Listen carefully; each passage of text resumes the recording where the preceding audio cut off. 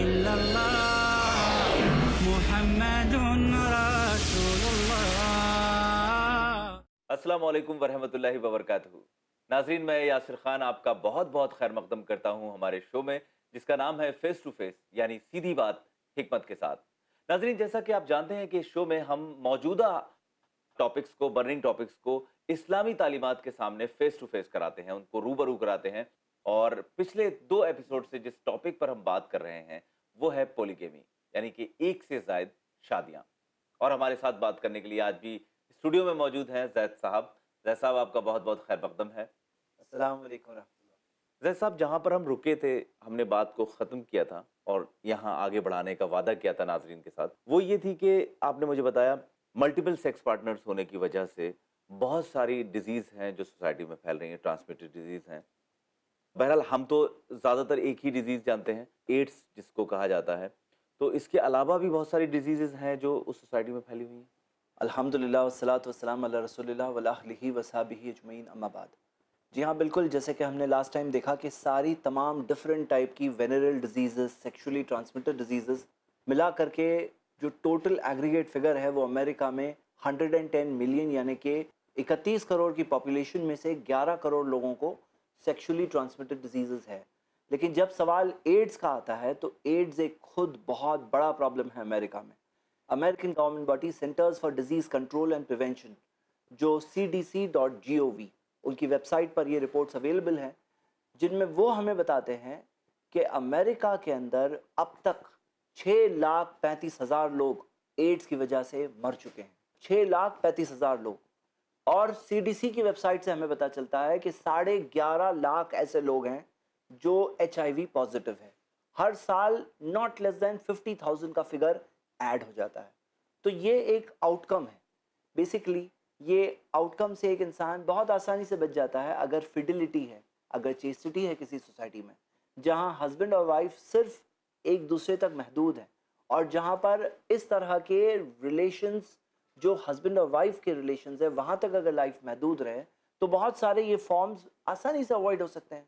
इतने सारे जो 1 लाख करोड़ जो उन्हें स्पेंड करना पड़ रहा है, इंडियन रुपीस की हम बात कर रहे हैं, यानी कि 12 मिलियन US डॉलर्स जो उन्हें स्पेंड करना पड़ रहा है हर साल सिर्फ सेक्सुअली ट्रांसमिटेड डिजीजेस से उनकी पॉपुलेशन को मरने से रोकने के लिए। फिर भी क्वालिटी ऑफ लाइफ क्या हो जाती है जब कोई शख्स किसी डिजीज से अफेक्टेड है। तो हम ये देख रहे हैं कि ये एक आउटकम है। बट बेसिकली यहाँ पर सवाल हम सबके सामने ये है कि वाई चूज सच ए लाइफस्टाइल, ऐसी लाइफस्टाइल, ऐसे कल्चर को उन्होंने चूज क्यों किया। वाई इज इट दैट दुनिया के लोग आज इस कल्चर को समझते हैं कि एक आइडियल है, समझते हैं ये एक मॉडल है। काश कि उन्हें पता होता कि व्हाट इज द आउटकम, इसके पीछे जो रिजल्ट्स है, जो इसके आउटकम है, वो चीज़ क्या है। तो अगर हम ये देखें कि जो मिसाल के तौर पर एक प्रोग्रेस की निशानी समझी जाती है, वो उल्टा एक बहुत बड़ा बेन ऑन ह्यूमन सोसाइटी, बहुत बड़ा प्रॉब्लम है ऑन ह्यूमन सोसाइटी, बहुत बड़ा स्टिग्मा ऑन ह्यूमन सोसाइटी। तो ये कुछ प्रॉब्लम्स है जो हम देख रहे हैं। और जो वेस्ट के ताल्लुक से जहाँ तक मदर के राइट्स हुए, बच्चे के राइट्स हुए, वो शख्स, वो आदमी के ताल्लुक से उसकी लाइफ कैसी रही, उसकी ज़िंदगी कैसी होगी, और साथ साथ में ये सारी सेक्सुअली ट्रांसमिटेड डिजीज़ का प्रॉब्लम, तो जिससे एक बहुत कॉम्प्रीहेंसिव केस किसी भी थिंकिंग इंसान के लिए काफ़ी है कि वो अंडरस्टैंड कर सके कि ये entire culture is definitely not a successful culture. जैसा साहब, चलिए मैं इस बात से आपकी मुत्तफिक हो जाता हूं, क्योंकि आपने इतनी सारी दलाइल दी हैं कि वेस्ट में ये सारी प्रॉब्लम्स हैं, और जो साउथ एशियन कंट्रीज़ हैं उनकी प्रॉब्लम्स हमने पहले जानी। उनकी प्रॉब्लम्स हैं डिवोर्सीज़ और ये विडोज़ की प्रॉब्लम, बच्चियों को ज़िंदा मार देने की, चाहे वो पेट के अंदर हो, चाहे वो नेग्लिजेंस के ज़रिए हों। ये सारी प्रॉब्लम साउथ एशियन कंट्रीज़ की हैं, या फिर इस तरह के जो ममालिक हैं, हमारे जैसे ममालिक हैं, उनकी प्रॉब्लम्स हैं। वेस्ट की एक बहुत बड़ी प्रॉब्लम है इस तरह की डिजीज़ेज़, और वो पूरा एक ट्रॉमा जो फैमिली सफ़र करती है, चाहे बच्चे हों, चाहे बीवी हों, सिंगल मदर्स हों। लेकिन मेरा ये सवाल है उस तीसरी सिचुएशन के लिए जो थोड़ी-सी हाइपोथेटिकल भी है, लेकिन अगर फ्यूचर में कोई ऐसा कंट्री हो जहाँ पर इस्लाम के अहकामात तो जब तक ये दुनिया चलेगी तब तक के लिए हैं, जहाँ पर इन दोनों तरह की कोई प्रॉब्लम ना हो, ना ही वो वेस्ट वाली प्रॉब्लम हो, ना ही साउथ एशिया वाली प्रॉब्लम हो, वहाँ पर भी पॉलीगैमी या एक से ज़्यादा शादियाँ ज़रूरी हैं? जी, आपका ये जो सवाल है कि मान लीजिए कि कोई कंट्री है जो जी। इंडिया टाइप के मॉडल की नहीं है, नहीं। जहाँ पर हमें विडोज, डिवोर्सीज, फीमेल इन्फेंटिसाइड, अबॉर्शन और साथ Prostitution. साथ में प्रोस्टिट्यूशन, ये सारे या विमेन को सही ख्याल से नहीं रखना, अच्छी तरह से नहीं रखना, या विमेन अब्यूज़, जुल्म, ये प्रॉब्लम्स दिखते हैं, तो वहाँ हमने देखा कि पॉलीगमी की वजह से ये सारे के सारे प्रॉब्लम्स का एक नेचुरल सोल्यूशन मिल जाता है। वेस्ट वाला जो मॉडल है, जहाँ पर हम देखते हैं कि एक ओपन सेक्सुअल कल्चर चल रहा है, जिसकी वजह से ये सारे अब्यूज़ है, एक बहुत बड़ा जुल्म है औरतों के ऊपर, कि जिस तरह से प्रेग्नेंट तो वो होने वाले हैं और जिम्मेदारी उन्हें संभालनी होगी। तो ये सारा का सारा जो हमने देखा, जो औरतों के ताल्लुक से, बच्चों के ताल्लुक से, शौहरों के ताल्लुक से, सेक्सुअली ट्रांसमिटेड डिजीजेस के ताल्लुक से। ना आपका ये जो सवाल जो है, यहाँ समझ रहा हूँ, मेटलिस्टिक प्रॉब्लम है, वहां पर जो है वो एक तरीके से फीलिंग्स और इमोशंस की प्रॉब्लम है। जी, ये सारे प्रॉब्लम्स मान लीजिए अज्यूम कर रहे हैं, जैसा आपका जो सवाल मैं समझ रहा हूँ, कि अगर हम एक हाइपोथेटिकल सिचुएशन अज्यूम करते हैं जी। जहाँ ना इस तरह का प्रॉब्लम है ना और उस ना तरह का प्रॉब्लम है, यानी कि वो एक ऐसी सोसाइटी है जहाँ ना सेक्सुअली ओपन कल्चर है, ना फीमेल इन्फेंटिसाइड है, ना डाउरी है। हालांकि हाई चांसेस के दो में से एक ट्रेंड की तरफ वो सोसाइटी ड्रिफ्ट होगी, वो वही न्यूट्रल नहीं रह सकती, बट अज्यूमिंग कि अगर ऐसा होता, कल फ्यूचर में जी, बट अज्यूमिंग कि अगर ऐसा होता, तो अगर ऐसा होता तो what would be the scenario, क्या उसका आउटकम होता। हम देखते हैं कि अल्लाह ताला ने कुरान में फरमाया है, सूरा कमर सूरा 54 आयत नंबर 49, इन्ना कुल्ला शैइन खलकनाहु बिक़दरिन। अल्लाह ताला ने कहा, हमने सारी चीज़ों को एक प्रोपोर्शन में बनाया है। सब चीज़ें एक प्रोपोर्शन में, जितनी बारिश आनी है उतनी आनी है, जितनी हम देखते हैं कि जितना ज़मीन सूरज से दूर होना चाहिए था उतना ही दूर है। Everything is in a particular proportion.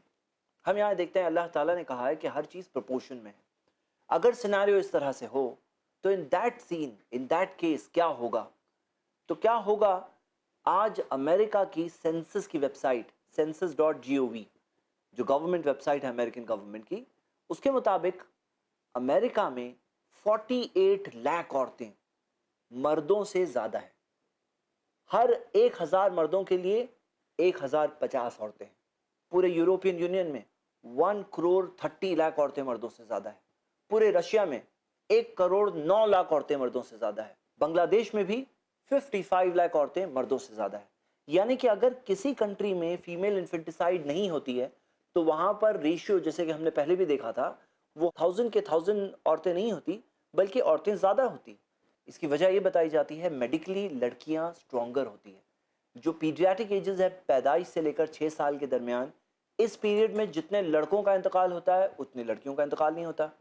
और मेडिकल स्ट्रेंथ की वजह से हम देखते हैं बेसिकली पैदाइश के टाइम पर तो जनरली ऑलमोस्ट सेम तादाद होती है, लेकिन जब ये पीडियाट्रिक एजेस पार करते हैं तो जनरली एक ट्रेंड आना शुरू हो जाता है कि लड़कियां ज़्यादा होती है। उसी तरह मर्द ज़्यादा मरते हैं वॉर्स में। हम देखते हैं कई वॉर जोन्स में जब प्रॉब्लम्स हुए तो वहाँ कई सारी विडोज़, हाँ जी, कई सारे ऐसे वॉर जोन्स की जब देखा जाता है वहाँ का सिनेरियो, तो वहाँ विडोज़ बहुत सारी बच जाती हैं वॉर्स के बाद में। ऑफ कोर्स वो एक्सट्रीम सिचुएशंस को डील करने की कैपेसिटी मोनोगमी में है ही नहीं। ये सोल्यूशन तो पॉलीगमी में ही है, जिसके अंदर जब विडोज ज़्यादा हो जाए तो बहुत आसानी से सोसाइटी उस प्रॉब्लम को भी सॉल्व कर सकती है इंशाल्लाह। लेकिन हम देखते हैं कि यहाँ पर ये जो एक जनरल नॉर्मल सिस्टम है, वो नॉर्मल सिस्टम ये है कि लड़कियों की तादाद लड़कों से ज़्यादा होती है।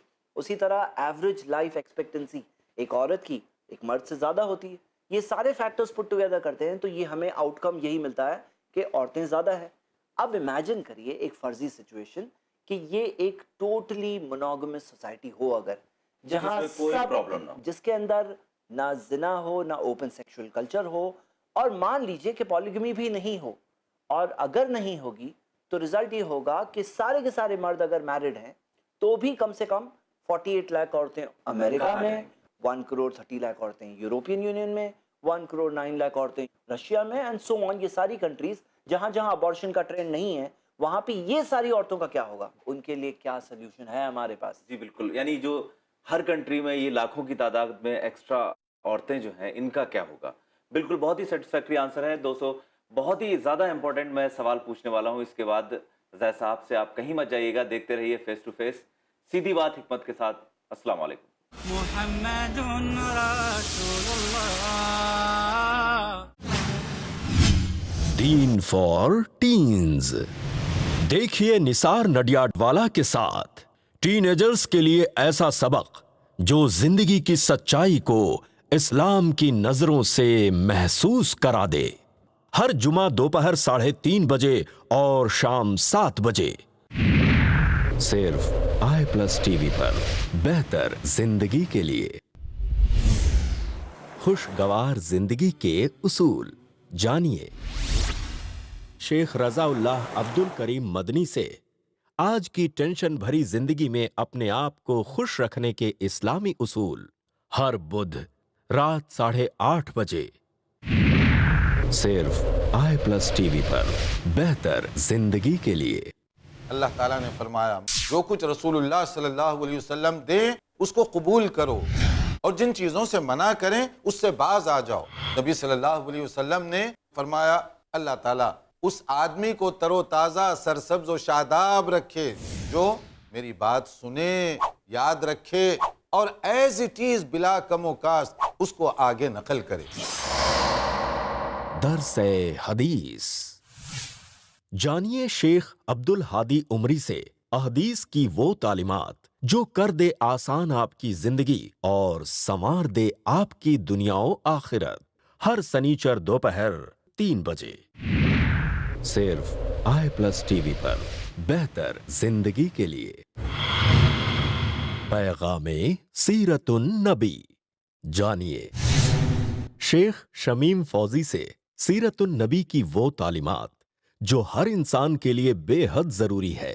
हर पीर दोपहर 2:30 बजे और रात 8 बजे सिर्फ i+ टीवी पर। बेहतर जिंदगी के लिए। अपने DTH और केबल ऑपरेटर से आज ही संपर्क करें। Free to air. मुहम्मदुन रसूलुल्लाह।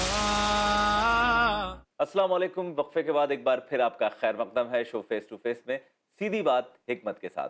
जैसा कि मैंने आपको बताया था कि इस टॉपिक के बहुत ही अहम पहलू पर बात करने वाला हूं मैं वक्फे के बाद। तो जैद साहब, इससे पहले कि मैं उस पहलू की तरफ बढ़ूं, मुझे एक सवाल हिंदुस्तान के कॉन्टेक्स्ट में आपसे पूछना था कि हमारे मुल्क में, मैं उन ममालिक की बात नहीं कर रहा हूं जहां पर इस्लामी कानून नाफिज है, हमारे मुल्क में पॉलीगैमी को कितनी एक्सेप्टेंस हासिल है मुसलमानों के जरिए? इंडिया के अंदर मुस्लिम पर्सनल लॉ के ज़रिए एक मुस्लिम के लिए लीगली परमिसिबल है कि वो एक से ज़्यादा शादी करे। माशरे की एक्सेप्टेंस की बात हम बाद में करेंगे, लेकिन जनरली हम पहले कुछ स्टैटिस्टिक्स के ज़रिए ये देखते हैं कि ग्रास रूट रियलिटी क्या है। जब हम ग्रास रूट रियलिटी देखते हैं तो ऐसी कई रिपोर्ट्स है जो हम मुआयना कर सकते हैं जिनका, मिसाल के तौर पर 1975 में एक गवर्नमेंट रिपोर्ट प्रिंट हुई थी, स्टेटस ऑफ विमेन इन इस्लाम। इसके पेजेस 66 और 67 पर हम देखते हैं कि रिपोर्ट में कोट किया गया था कि 1951 से लेकर 1961 के पीरियड में, ये 10 साल में कितने लोगों ने एक से ज़्यादा शादी की, व्हाट परसेंटेज।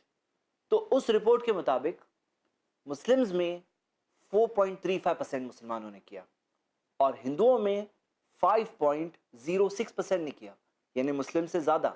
हालांकि 1954 में हिंदूज के लिए प्रोहिबिट हो चुका था under the Hindu marriage act, जिसके अंदर बाइगमी क्राइम है, यानी कि अगर कोई हिंदू एक से ज़्यादा शादी करे तो वो उसके लिए क्राइम होता है। हम उसमें और आगे बढ़ते हैं तो 1961 के सेंसस में हमें पता चला कि 5.8% हिंदुओं की एक से ज़्यादा बीवी थी, 5.6% मुस्लिम्स की थी। फिर भी हिंदूज कुछ ज़्यादा थे अकॉर्डिंग टू दिस रिपोर्ट। लेकिन कुछ और भी बहुत इंटरेस्टिंग फैक्ट्स भी हमें उस सेंसस से पता चले। क्या है? आदिवासीज में 15.25% आदिवासियों में पॉलीगमी प्रैक्टिस होती थी, 15.25%, और बुद्धिस्ट में 7.9%, बल्कि उस पूरे चार्ट में आपको सबसे बॉटम पे मुस्लिम्स मिलेंगे। इसके आगे हम जब बढ़ते हैं तो 1971 की एक रिपोर्ट है जिसके अंदर हमें मिलता है 1971 के सेंसस के मुताबिक 5.7% मुस्लिम्स ने पॉलीगमी की और 5.8% हिंदूज ने पॉलीगमी की।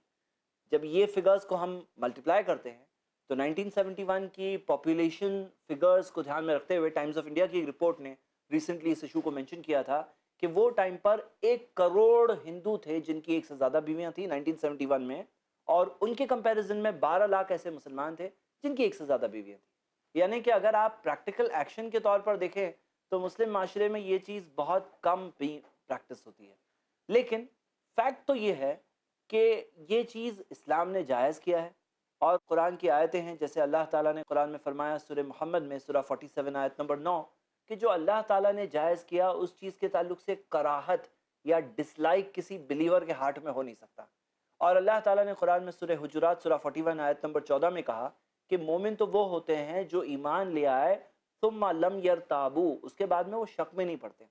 तो फैक्ट यहाँ ये है कि मुस्लिम माशरे में जनरली ये चीज़ प्रैक्टिस नहीं होती है, और होना तो ये चाहिए कि इसकी अच्छी मिसालें जब मौजूद हो तो ये मिसालों को देखकर लोगों के अंदर एक इसके ताल्लुक से परसेप्शन ओपन होगा। बेसिकली ये एक सोशल एक्सेप्टेंस की बात है। मिसाल के तौर पर जहाँ वेस्ट के अंदर हम देखते हैं कि ये भी सोशली एक्सेप्ट हो गया है कि एक शख्स के बच्चे शादी से बाहर पैदा हो रहे हैं, और ये चीज़ की सोशल एक्सेप्टेंस वहाँ पैदा हो गई है, हालांकि उसके बहुत बड़े डिजास्टर्स कॉन्सिक्वेंसेस है जैसे कि हमने देखा। तो क्यों सोसाइटीज़ ये बात नहीं एक्सेप्ट कर सकती है कि एक परफेक्टली लेजिटिमेट और परफेक्टली अच्छी चीज़ है, एक जायज़ चीज़ है जो किसी और ने नहीं, हमारे क्रिएटर ने जायज़ किया, और वो चीज़ को समझकर हम उस मुताबिक अपनी ज़िंदगी बिताएं, तो इसके अंदर सोसाइटी में ये सारे के सारे प्रॉब्लम्स जैसे कि हमने डिस्कस किया उसके सल्यूशंस हमें मिल सकते हैं इंशाल्लाह। इससे एक बात और समझ में आती है कि अगर आप इस जायज़ चीज़ पर अमल नहीं करना चाहते हैं एज एन ऑप्शन, तब भी आपको इससे कराहियत होना बहुत गलत चीज़ है। जी बिल्कुल, आप इसमें कराहियत ना रखें। जी जैद साहब, अगला जो मेरा सवाल है वो आपने अक्सर सुना होगा और आपसे बहुत सी जगह बहुत से ममालिक में आपसे ये सवाल पूछा गया होगा कि जब इस्लामी माशरे ने एक से ज़्यादा शादी की इजाज़त मर्द को दी है तो औरत को ये इजाज़त क्यों नहीं? देखिए, अक्सर ये सवाल इस टोन में जब आता है तो एक ट्रेंड बन गया है, और ये ट्रेंड को हम एनालाइज करेंगे जब हम हिजाब के टॉपिक पर बात करेंगे। ट्रेंड ये है कि जो मर्द करते हैं वो सेम चीज़ औरतें क्यों नहीं कर सकती, और ये जैसे कहावत है कि कंधे के साथ से कंधा मिलाकर, कदम से कदम मिलाकर चलना। तो हम इस कंसेप्ट को, बल्कि इसकी पूरी बुनियाद को हमें एनालाइज करना है। हम देखेंगे कि इसके अंदर कितनी सारी फैलिसीज है, कितने सारे प्रॉब्लम है। लेकिन जब हम इमीडिएट सवाल पर आते हैं जो है पॉली एंड्री का सवाल, जो पॉलीजिनी वर्ड मर्दों के लिए इस्तेमाल किया जाता है और पॉली एंड्री वर्ड औरतों के लिए इस्तेमाल किया जाता है। जब हम पॉली एंड्री के सवाल पर आते हैं तो कई सारी ऑब्वियस बातें हैं, जैसे मिसाल के तौर पर अब अगर मान लीजिए एक औरत के कई हस्बैंड्स हों, 3-4 हस्बैंड्स हों, अगर बच्चा पैदा होता है तो बच्चा पैदा होने में ये बात तो श्योर है कि माँ कौन है, माँ तो दिख रही है माँ है, लेकिन फादर कौन है उसकी आइडेंटिटी के ताल्लुक से प्रॉब्लम होगा। बट आज के सोसाइटी में ये तो डीएनए टेस्ट से हम पता कर सकते हैं। हम देखते हैं कि इस्लाम हर ज़माने, हर दौर, हर सिचुएशन, हर प्लेस के लिए है। पास्ट में ये पॉसिबल नहीं था। इवन प्रेजेंटली क्या गांव-गांव में हमें डीएनए टेस्टिंग सेंटर्स सेटअप करने होंगे? क्या हम ये कह सकते हैं कि बच्चा पैदा हुआ तो बच्चे की डीएनए रिपोर्ट के ज़रिए फादर कौन है मालूम किया जाए, आखिर में कौन फादर है? प्रेगनेंसी के अंदर कौन केयर करेगा? मान लीजिए माँ प्रेग्नेंट है तो तब कौन केयर करेगा? क्वेश्चन उठ रहा है। और वो डीएनए रिपोर्ट जो आ रही है वो कितनी रिलाय कर सकते हैं, कितनी सारी डिफ़िकल्टीज़ है, क्या बार बार डीएनए टेस्ट के लिए ले जाना होगा? तो इसमें भी कई सारे प्रॉब्लम्स है और कई सारे सुकून के फैक्टर्स नहीं मौजूद आपने हैं। बिल्कुल सही कहा, क्योंकि अभी किसी गवर्नमेंट ऑफिशियल ने ही ये बात कही थी कि ये जो रिपोर्ट्स आती हैं ये ज़्यादातर रिलायबल नहीं है। अगर मान लीजिए पॉलीजिनी है, यानी कि एक मर्द की एक से ज़्यादा बीवियाँ हैं, उस सिनेरियो में क्लियरली हमें पता है कि हाँ ये वालिदा है और ये वालिद है, मतलब उसमें कोई कंफ्यूजन या बेइत्मीनानी या इस तरह का डिस्टर्बेंस मौजूद ही नहीं है। तो ये एक फर्स्ट फैक्टर हो गया और एक बहुत कॉमन सेंस से एक बिल्कुल सामने दिखने वाला फैक्टर है। सेकंड फैक्टर, हम देखते हैं कि औरतों को मेंसेस भी आते हैं, हैज़ मेंसेस भी आते हैं, और ये साइकिल्स के दौरान, उसके पहले, उसके बाद में एक नोन फैक्ट है कि कई हार्मोनल चेंजेस की वजह से कई सारे बिहेवियरल चेंजेस उनके अंदर पैदा होते हैं। तो अब उस सिचुएशन के अंदर, जैसे मिसाल के तौर पे पीएमएस, प्री मेंस्ट्रुअल सिंड्रोम, ये एक बहुत बड़ा प्रॉब्लम है कई सारी औरतों के लिए। तो इस सिचुएशन में वो औरत के लिए हो सकता है यही पॉसिबल नहीं होगा, वो अपने एक हस्बैंड के राइट्स कैसे अदा करें, वो सारे हस्बैंड्स के राइट्स कैसे अदा करेगी? वो प्रेगनेंसी के अंदर भी प्रॉब्लम्स होते हैं, डिस्टर्बेंसेस होते हैं, डिलीवरी के बाद भी होते हैं, फीडिंग के दौरान भी होते हैं और कई सारे और स्टेजेस पर भी होते हैं। ये सब कैसे बैलेंस आउट होंगे? थर्डली, हम ये देख सकते हैं कि बाय नेचर ऐसी कई सारी स्टडीज़ है जो ह्यूमन ब्रेन के ताल्लुक से और ब्रेन के सर्टेन पोर्शंस के ताल्लुक से, जिससे ये आइडेंटिफाई किया गया है कि मैन बाय नेचर उसकी सेक्सुअल ड्राइव औरतों से ज़्यादा होती है। ये भी एक फैक्टर है। मान लीजिए ऐसी कोई औरत हो जिसके एक से ज़्यादा हस्बैंड्स हों और सब के सब मान लीजिए लॉयल है पूरी तरह से, यानी कि कोई एक्सटर्नल फैक्टर उसमें इन्वॉल्व नहीं है, लेकिन फिर भी there are certain studies, there are certain reports जिससे हमें पता चलता है कि प्रोबेबिलिटीज है कि वो औरत सेक्सुअली ट्रांसमिटेड डिजीजेस और वेनरल डिजीजेस डेवलप कर सकती है, वो डेवलप कर सकती है जो बाद में अपने हस्बैंड्स को भी ट्रांसमिट कर सकती है। ये कई सारे फैक्टर्स हैं। बिसाइड्स, जैसे कि आपने देखा कि चाहे कोई सोसाइटी मानती हो या नहीं मानती हो, प्रैक्टिस जरूर करते हैं पॉलीजिनी, जो है एक मर्द की कई बीवियां।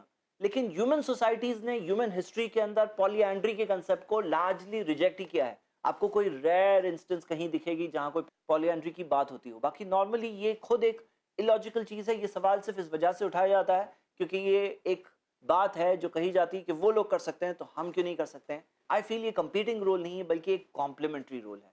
जो हस्बैंड और वाइफ का रोल है ये कॉम्प्लीमेंट्री रोल है, और हम इंशाल्लाह इस चीज़ के ताल्लुक से और बहुत सारी डिटेल्स आगे देखेंगे जब हम हिजाब और इस तरह के टॉपिक्स पर इंशाल्लाह पहुंचेंगे कि ये किस तरह से सोसाइटी ने इसे मिसअंडरस्टैंड किया है, ये पूरे कंसेप्ट को मिसअंडरस्टैंड किया है और जिसकी वजह से ये तरह के सवालात आते हैं। सेकेंड पॉइंट हम इस ताल्लुक से ये देख सकते हैं कि बायोलॉजिकली, फिजिकल तौर पर, जिस्मी तौर पर एक औरत के अगर एक से ज़्यादा हस्बैंड्स हो तो वो अपनी ड्यूटी उन सब की तरफ कैसे पूरी करेंगी। मिसाल के तौर पर एक औरत का और मर्द का फिजिकल स्ट्रक्चर सेम नहीं है। औरतों को पीरियोडिक मेंसेस आते हैं। अब ये साइंटिफिकली साबित है कि मेंसेस के दौरान, उसके पहले, उसके बाद में उनकी हार्मोनल कंडीशंस डिफरेंट होती है और हार्मोनल चेंजेस की वजह से कई सारे साइकोलॉजिकल चेंजेस भी आ सकते हैं। हम देखते हैं कि प्री मेंस्ट्रुअल सिंड्रोम PMS ये कॉमन चीज़ है जो कई औरतों को अफेक्ट करता है। अब ये सारी सिचुएशन के अंदर वो औरत के लिए खुद एक चैलेंज होता है उस दौरान कि वो अपने हस्बैंड के साथ इंसाफ करे, बल्कि इस्लाम ने उस दौरान औरतों को प्रोटेक्ट भी किया है। जैसे मिसाल के तौर पे इस्लाम के अंदर डिवोर्स के जो लॉज है तो हस्बैंड को रिस्ट्रिक्ट किया है कि हस्बैंड वाइफ को मेंसेस के दौरान डिवोर्स भी नहीं दे सकता in consideration to her disturb situation, to her change circumstances. उसकी जो हार्मोनल सिचुएशन अलग है उसे कंसिडरेशन करते हुए वो हस्बैंड को रोका गया है। अब सवाल यहाँ ये है कि अगर कोई औरत के अगर एक से ज़्यादा हस्बैंड्स होते वो कैसे अपनी ड्यूटी फुलफिल करती वो सारे हस्बैंड्स की तरफ। तीसरा पॉइंट ये है कि आज स्टडीज़ ने साबित किया है कि कुछ पोर्शंस जो ब्रेन के और ह्यूमन ब्रेन में मर्दों और औरतों के ब्रेन के डिफरेंस के ताल्लुक से मैं आपको तफसीलन बाद में इंशाल्लाह हिजाब के ताल्लुक से जब डिस्कशन होगा तब बताऊंगा, या औरतों के जॉब करने के ताल्लुक से जब डिस्कशन होगा तब मैं बताऊंगा। लेकिन अगर अभी हम एक पॉइंट देखते हैं, एमिगडाला नाम का एक रीजन है ब्रेन में जो मर्दों में औरतों से बड़ा होता है। एक्सपर्ट्स ये बताते हैं कि इस रीजन की वजह से मर्दों के अंदर जो सेक्सुअल ड्राइव है वो औरतों से ज़्यादा होती है जनरली।